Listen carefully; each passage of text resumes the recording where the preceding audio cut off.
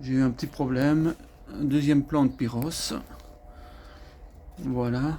C'est de belles tomates aussi. Ça grossit bien. Comme j'ai dit, c'est la variété que mon papa mettait. Et je dois dire que c'est plutôt satisfaisant.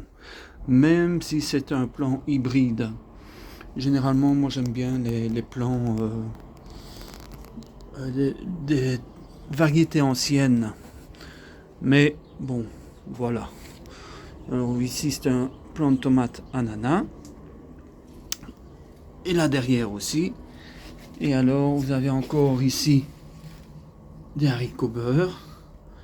Même chose. Et du céleri à couper. Alors ici évidemment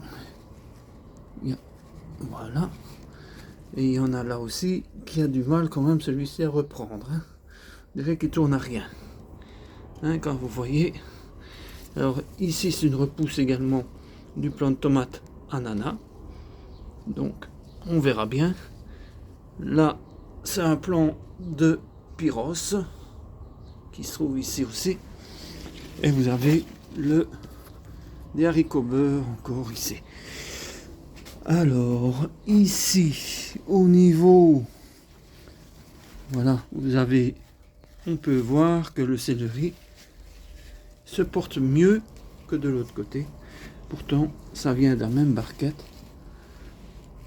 Ils sont juste changés de côté. Est-ce qu'il y a plus de soleil ici? Je ne sais pas. Pourtant il est quand même bien recouvert à l'ombre, ou alors il a plus d'ombre. Je ne sais pas exactement, il faudrait que je regarde un petit peu sur internet. Donc je mets en pause et on va dans la serre de 6 mètres carrés. Voilà, dans la serre de 6 mètres carrés, c'est la même chose. Nous avons ici deux plants de Andine cornure qui fait des petits bouquets et on commence à avoir des tomates. Il y en a même ici plus grosses. Vous voyez ici, on les voit bien. Alors vous avez des haricots qui pour moi sont des haricots haram.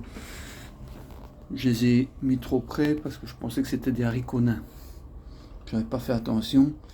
Puis j'ai acheté ça vraiment dans un petit magasin. Je les ai vus. Je dis bon tiens, oui je vais les mettre. Je vais mettre des haricots puisque on adore les haricots avec une salade de tomates. C'est extra. Et alors, ben voilà, c'est bien. Vous avez le deuxième plan ici d'Andine cornure. Et j'ai été remettre en pot ici les salades. J'ai mis des ficelles ici pour voir si ça va bien monter. Mais apparemment, il se développe pas mal. Donc voilà. Là, j'ai une place où je peux rajouter un plant de tomate. Et ici, j'ai mis à ce niveau-ci, là, je pense, et là dans le fond, des pommes de terre. J'ai eu 12 plants de pommes de terre. Voilà, il y en a deux qui sont sortis. Mais comme c'était des plants, enfin des pommes de terre sans gourmand, ben voilà. Et j'ai des repousses ici apparemment d'oignons. Des repousses naturelles. Parce que ici avant, il y a eu des oignons. Alors mon plant de courgettes jaunes, ici ben, maintenant il est bien développé. Vous pouvez voir. Et voilà, ici, on arrive à avoir la tomate. Enfin, pas la tomate, la courgette. Et j'ai les autres qui arrivent ici. Et pour terminer, ici dans la serre de 6 mètres carrés, vous avez les autres plants de salade. Voilà, voilà.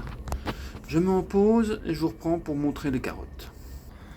Alors voici ici les carottes que j'ai semées directement dans ce petit récipient qui est une suspension où il y avait des surfinias. C'est ça. Et bon, j'ai remplacé par des carottes cette année. Il y a quand même une petite hauteur là, donc ce qui me donnera des petites carottes de longueur. On verra bien si ça va ressortir un petit peu au collet. On verra bien. Alors, voilà. Et j'ai les autres ici. Je ne sais pas si vous allez voir comme il faut. Voilà. Ici, c'est plus développé. Pourquoi? Je ne sais pas. Tout a été fait le même jour. Donc j'ai mis du marc de café également. C'est une petite dédicace à F1 RCX. Si jamais vous connaissez, c'est Philippe qui jardine au nord de Béthune en France, dans le Pas-de-Calais. Et alors les autres informations, je vais les chercher auprès des bons conseils d'un jardinier qui lui est à Boulogne-sur-Mer. Jaco et Lily. C'est une chaîne qui est très sérieuse et l'avantage que j'ai, c'est que j'ai plus ou moins le même climat. Donc voilà, bonne journée.